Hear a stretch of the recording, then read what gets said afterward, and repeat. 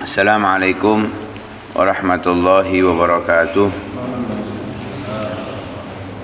Bismillah walhamdulillah wassalatu wassalamu ala rasulillah Sayyidina maulana Muhammad ibn Abdullah wa ala alihi wa sahbihi wa man walah wa la hawla wa la quwata illa billah. Subhanallah walhamdulillah wa la ilaha illallah Allahu akbar wa la hawla wa la quwata illa billahil aliyil azim. Adada kulli harfin kutiba wa yuktabu abada la bidin wa dahra dahirin.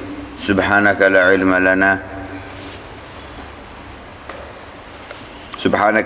lana illa ma 'allamtana innaka antal alimul hakim. Nawayna ta'alluma wa ta'allima wan naf'a wal intifa' wat tadhakura wat tadhkir wal ifadata wal istifadah wal hatha 'ala tamassuki bi kitabillahi wa sunnati rasulih wad du'a'i ila al huda wa dilala 'ala al khair ibtigha'a wajhillahi wa mardatihi wa qurbihi wa thawabihi subhanahu wa ta'ala. Yang kelima,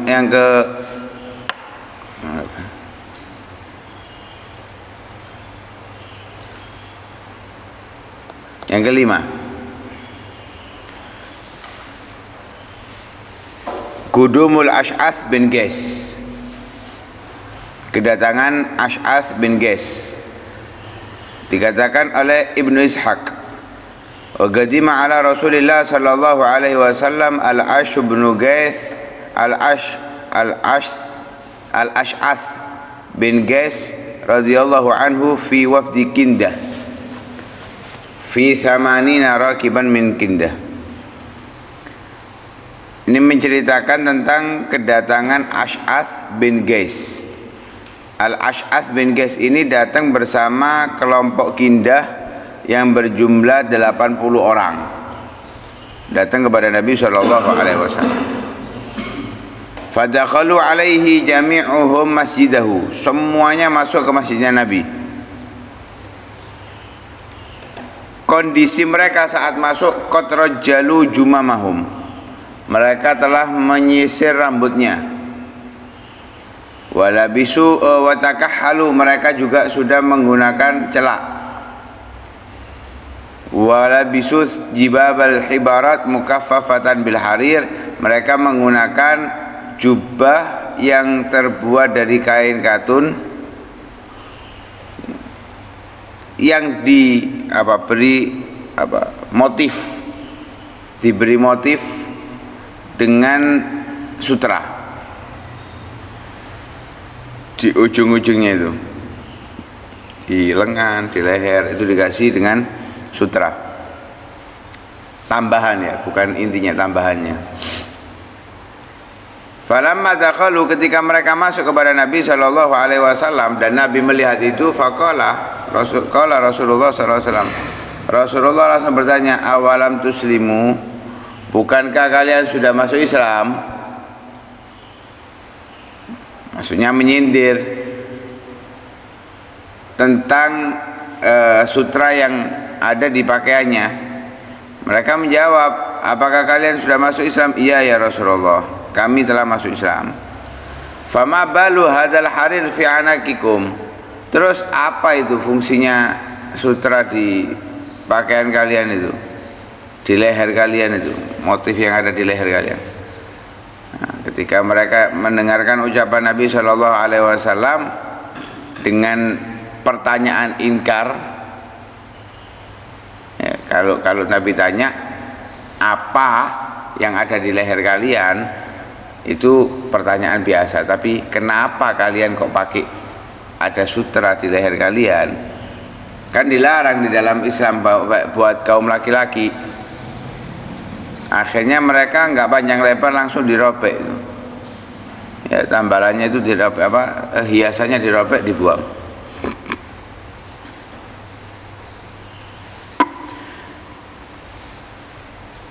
Dalam riwayat, setelah mereka melakukan itu, Al-Ash'ath bin Qais mengatakan kepada Rasulullah, nahnu banu akilil mirar wa anta ibnu akilil mirar. Ya Rasulullah, kita ini keturunan orang yang makan dari pohon hirar, pohon miror, dan engkau juga putra dari orang yang makan pohon mirror. Nabi langsung tersenyum. Melihat ucapan itu, Nabi tersenyum dengan mengatakan, nasabu bihadan nasab al-Abbas ibn Abdul Muttalib wa Rabi'ah bin al-Harith. Mereka memberikan julukan kita kaum Bani Hashim ini dengan akilul mirror itu karena Abbas bin Abdul Muttalib dan Rabi'ah bin Harith. Kenapa? Karena dua orang ini, Abbas bin Abdul Muttalib dan Rabi'ah bin Ibn al-Harith, ini dua orang pedagang yang keliling. Lah, dikenal di Arab ketika mereka ditanya, mereka berdua ini menjawab, nahnu banu akilil mirror. Jadi sehingga bisa merasa menjadi terhormat sebab itu. Ketika disebut banu akilil mirror di daerah-daerah tertentu itu dimuliakan gitu loh. Karena Kindah itu mereka dulunya orang-orang besar, raja-raja gitu.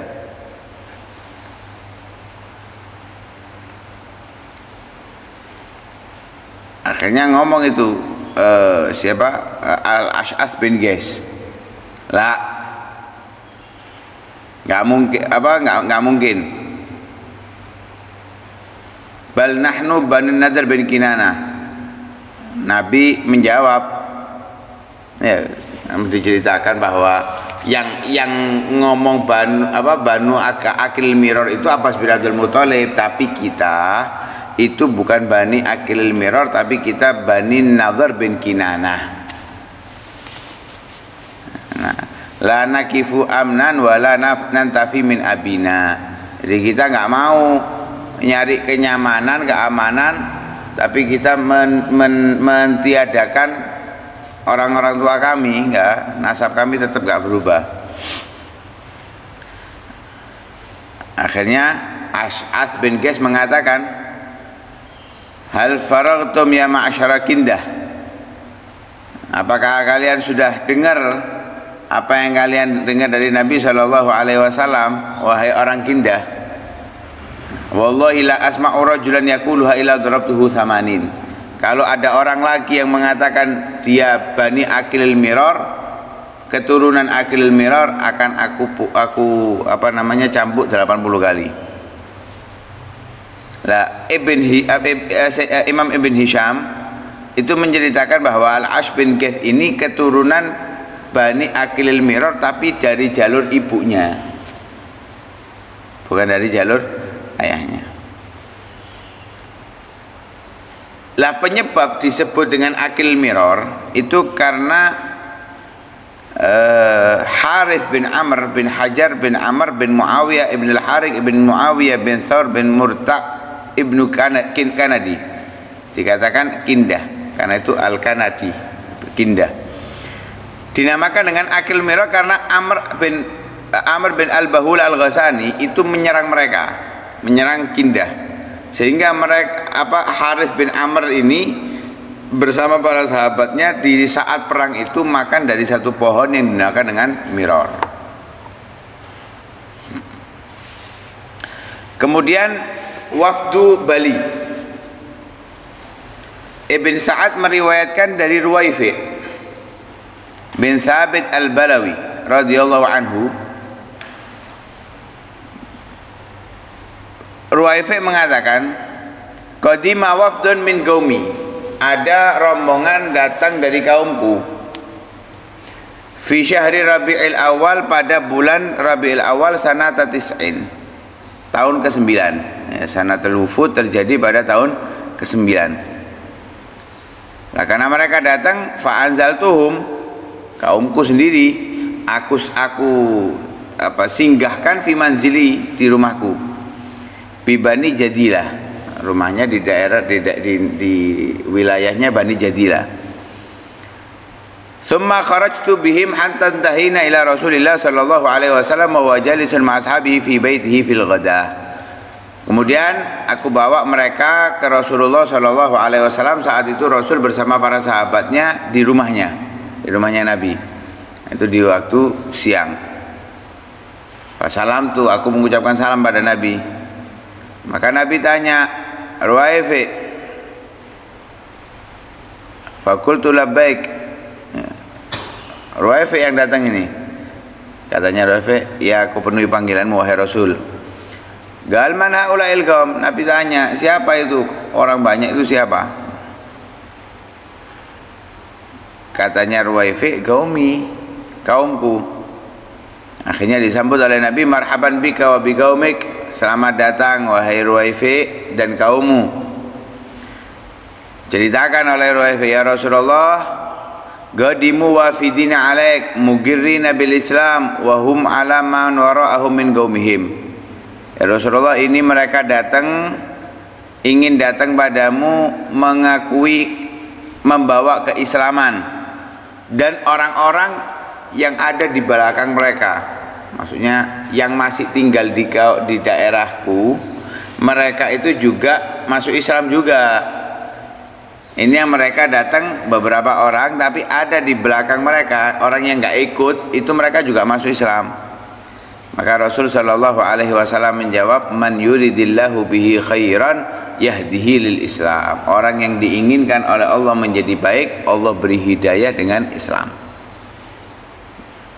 Jadi sudah Islam itu sudah luar biasa. Mau beda organisasi, mau beda akidah, tidak urusan. Pokoknya dia masih mengucapkan la ilaha illallah Muhammad Rasulullah, dia itu memiliki keistimewaan. Karena itu haramun damuhu wa maluhu wa irduhu. Haram ditumpah darahkan, haram dicaci maki, dihina, haram juga diambil hartanya. Ya, apapun itu organisasinya, apapun itu akidahnya, yang penting masih la ilaha illallah Muhammad Rasulullah, mereka mulia.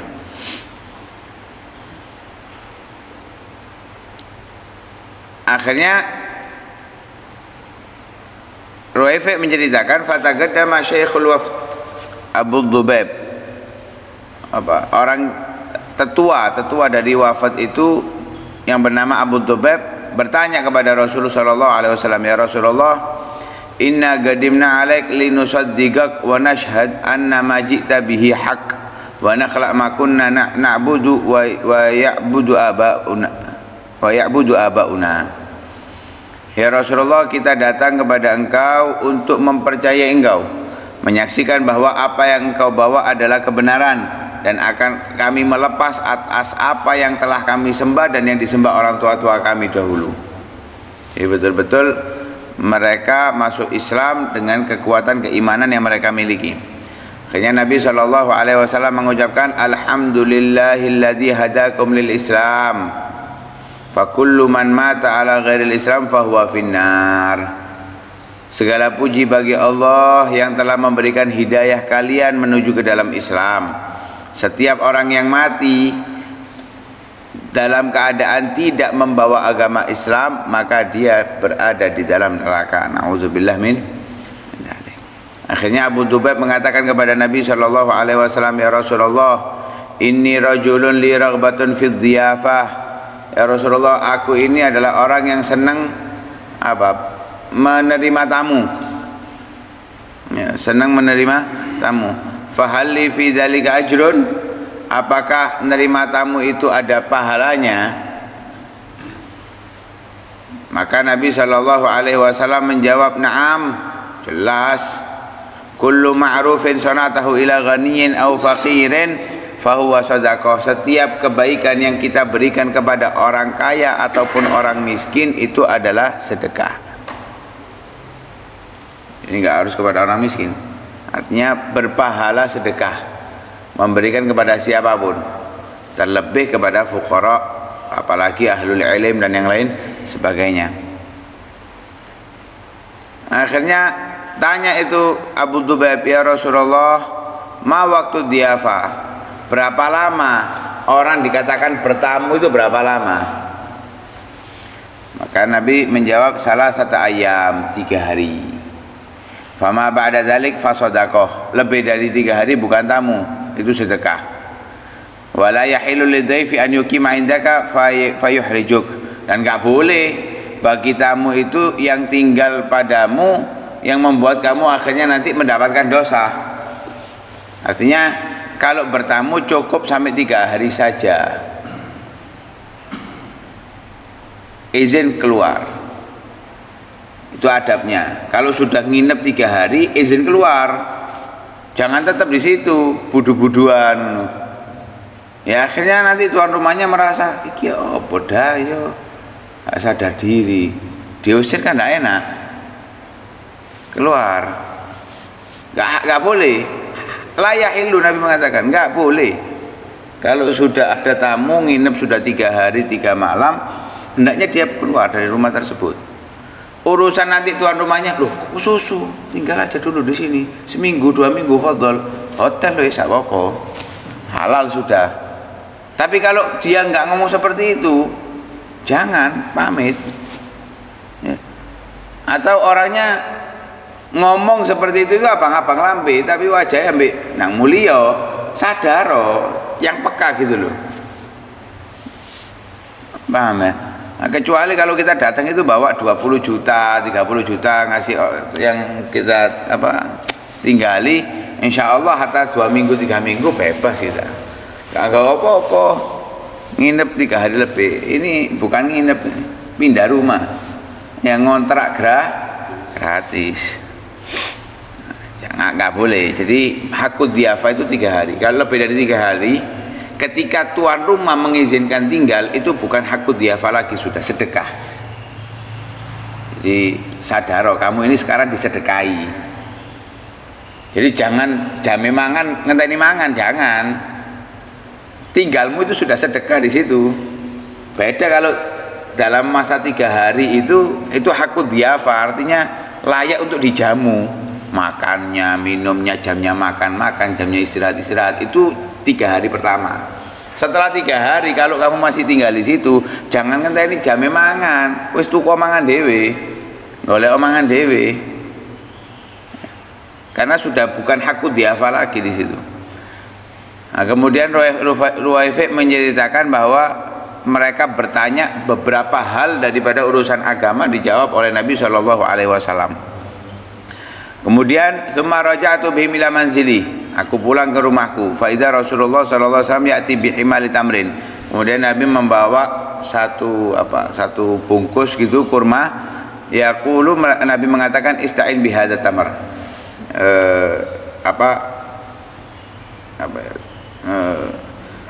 Tambahi dengan kurma ini untuk menjamu tamu kaummu tadi. Akhirnya Ruwaifi menceritakan fakanu yaquluna min huwa min ghairihi, mereka makan dari kurma itu dan dari hartanya Ruwaifi sendiri. Fa aqamu salasan, mereka nginep 3 hari. Summa ja'u Rasulullah sallallahu alaihi wasallam, kemudian setelah 3 hari mereka datang kepada Nabi wadi'una, mereka pamitan kepada Nabi sallallahu alaihi wasallam. Fa umira lahum bijawais, dikasih hadiah lagi oleh Nabi sallallahu alaihi wasallam, sebagaimana Nabi melakukan hal yang sama kepada orang-orang yang datang sebelum mereka ketika mereka pulang. Summa raja'u ila biladihim, kemudian mereka pulang. Ya. Itulah adab yang diajarkan Nabi. Ketika ada rombongan datang, pulang kasih hadiah. Dan itu dilakukan oleh para aulia sholihun. Walaupun hadiah waktu pulang itu kadang permen aja. Ya. Karena memang yang dimiliki ya, tidak boleh memaksa diri, tidak boleh. Ketika kita memaksa diri ketika memberikan hadiah atau kedatangan tamu, memaksa diri di atas kemampuan kita, akhirnya kita nanti nggak senang kedatangan tamu. Itu yang dilarang oleh Nabi Shallallahu Alaihi Wasallam. Jadi berikan semampunya. Iso gorengan ya gorengan. Lah tamu nih sing ngenyek, mosok gorengan to. Jajalno mesti sana, jalap. Ya. Tamu itu kal mayit baina yadail ghasil. Seperti mayit di hadapan yang memandikan, bantahlah. Ojo ngene, ya mlayu. Mayit menengo wis kon dikeki roti mangan roti. Kon luwe metu tuku. Aku gak biasa sarapan roti. Mulai gak sego gak sarapan.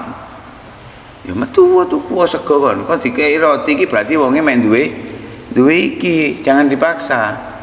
Ketika dia memaksa diri untuk tamu, nanti timbulnya akhirnya nggak senang kedatangan tamu. Itu yang dilarang oleh Nabi Shallallahu Alaihi Wasallam.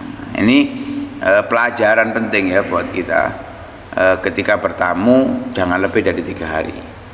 Jangan lebih dari 3 hari. Keluar urusan nanti orangnya itu masih memberikan ruang untuk kita tinggal di situ. Ya, lihat cara bicaranya itu karena abang-abang lambe apa memang karena dia seneng. Ya, seneng itu terlihat dari sehari, 2 hari, 3 hari pertama itu terlihat. Tamu nginep 3 dino, mosok kate dijak omong tok kan ndak. Ada waktu dia keluar berbicara, ada dia nggak nemui mereka. Mek sajam roncap pasti ditemui kan. Tapi kalau nginep ada 24 jam di gunung kan nggak mungkin. Nah pastinya kan dia masuk nanti apa keperluannya. Lah kalau di rumahnya itu hanya dia dan anak-anak kecil dan istrinya, kan nggak nyaman dia. Lebih dari kocok 3 hari, 1 hari aja nggak nyaman lek ono tamu nginep. Tapi kalau ada banyak anaknya sudah besar-besar dewasa, dia keluar dia masih nyaman karena tamunya masih nggak mungkin melakukan hal-hal yang aneh karena ada anaknya yang sudah besar dewasa. Lek cilik-cilik kabeh nginep ya kayak sama tuh kayak dikorong ngono ae. Kok susu mulai ya mulya saja ojo nginep maneng. Itu abang-abang lambe. Tapi kalau nyaman, tenang, nggak ganggu keluarga, nginep, cukup susu ta. Dan setiap hari itu bukan sedikit kumpul dengan dia. Pagi, agak siang diparani mana, sore diparani. Saking senengi, ada yang orang seperti itu. Lah kita nginep lebih dari itu, dia semakin seneng, nggak ada masalah. Lama nggak ketemu, bendino ketemu nginep. Ya, ojo nginep nyusano kan, ya. Wallahu a'lam. Hadratin Nabi sallallahu alaihi wasallam. Al-Fatihah.